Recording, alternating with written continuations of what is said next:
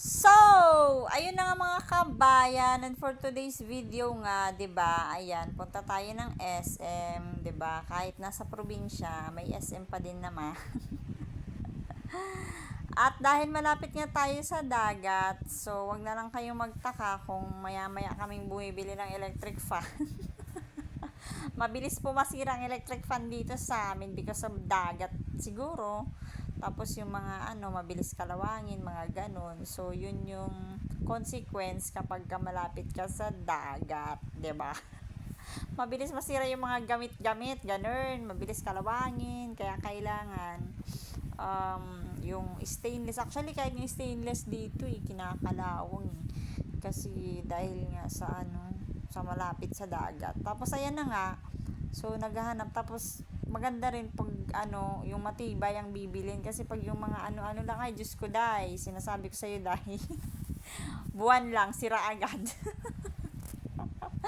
Kaya kailangan yung matibay-tibay talaga ang bibilhin natin, 'di ba? Para naman kahit papaano ito magal-tagal naman siya, 'di ba? Tapos yun nga, as usual, the usual, hinahanap natin yung banana na ayan, yan.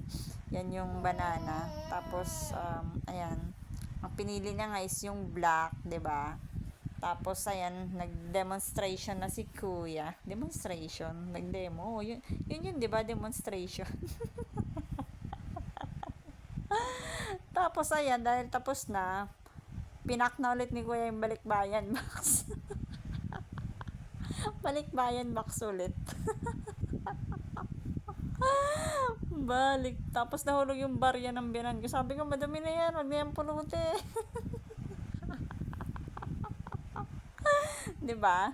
At dahil hindi niya mapulot, kaya yung anak ko ang nagpulot. Tapos ayun, uwian na kami kasi yun lang naman ang pinunta namin. Sumama lang ako para syempre may pang video, 'di ba? Alam niyo na.